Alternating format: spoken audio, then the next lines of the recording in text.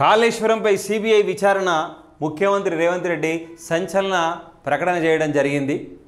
కాళేశ్వరం అవినీతి నివేదిక పైన పీసీ ఘోష్ కమిషన్ ద్వారా కొంతకాలంగా బీఆర్ఎస్కు కునుకు లేకుండా నిద్ర లేకుండా చేసినటువంటి రేవంత్ రెడ్డి గారు మొత్తం విచారణ పూర్తి చేసిన తర్వాత ఆ విచారణ జరుగుతున్నప్పుడు అలా కొద్ది రోజులు జాప్యం జరిగేసరికి బీజేపీ నాయకులు, పేరుగాంచిన నాయకులు బండి సంజయ్, కొంత ప్రముఖమైన నాయకులు, వాళ్ళ పేర్లు ఎందుకులే కానీ ఆ పేర్లు వాళ్ళందరూ కూడా అసలు పీసీ ఘోష్ కమిషన్ ఎంతవరకు, ఇంకా ఈ కాళేశ్వరం అవినీతి పైన వాళ్ళని ఎంతవరకు నానబెడతావు, ఎంతవరకు వాళ్ళని ఫామ్ హౌస్లు ఉంచుతావు, అవసరం అని కూడా సిబిఐ విచారణకి ఇవ్వచ్చు కదా ఎందుకు అని చెప్పేసి బీజేపీ పార్టీ వాళ్ళు పార్టీ శ్రేణులందరిపైన ప్రశ్నల వర్షం కురిపించాడు.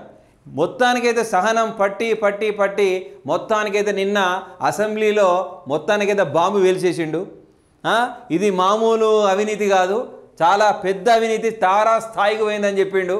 ఎంత చెప్పిండంటే రామాయణము, తర్వాత మహాభారతము, తర్వాత కాళేశ్వరం అని కూడా వాటితో పోల్చిండు. దానికన్నా పెద్ద చరిత్ర ఉన్న ఏది అవినీతి కాళేశ్వరం అని చెప్పేసి కూడా రేవంత్ రెడ్డి తనదైన బాణీలో చెప్పడం జరిగింది.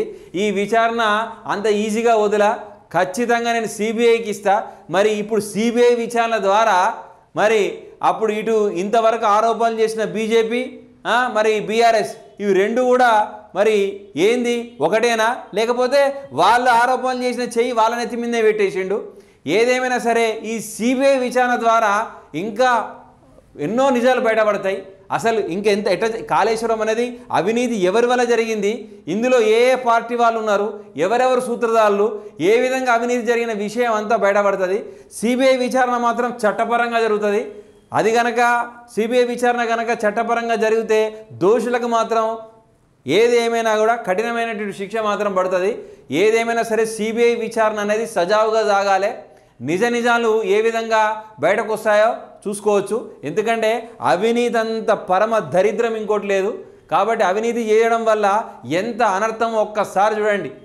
మొన్నటి వరకు 11 ఏళ్ళు 10 సంవత్సరాలు ప్రభుత్వాన్ని పాలించిన బీఆర్ఎస్ నాయకులు, మహా నాయకులు కూడా తల ఎత్తుకునే పరిస్థితి నిన్న అసెంబ్లీలో లేదు.